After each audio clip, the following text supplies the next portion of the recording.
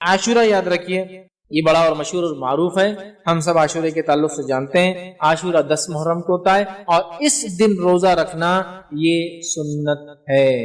عاشورے کی فضیلت اپنی جگہ ہے اور اس دن روزہ رکھنا یہ کیا ہے؟ سنت ہے۔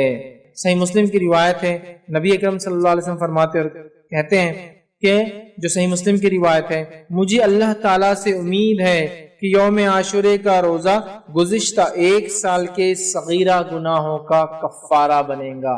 مجھے امید ہے کہ عاشورے کا روزہ پچھلے 1 سال کے صغیرہ گناہوں کا کفارہ بنے گا۔ حالانکہ حدیث میں صغیرہ نہیں ہے، لیکن میں ترجمے رکھ رہا ہوں۔ کیوں؟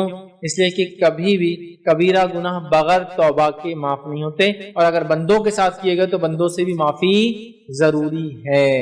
تو جہاں بھی حدیث میں الفاظ آتے ایک روزہ، جیسے کہ ذوالحجہ کا 1 روزہ پچھلے 1 سال اور آگے آنے والے 1 سال کے گناہوں کا کفارہ ہے، اسی طرح عاشورے کا روزہ یہ گزشتہ 1 سال کے، لیکن یہاں جتنی بھی ایسی باتیں آتی ہیں یہ سب صغیرہ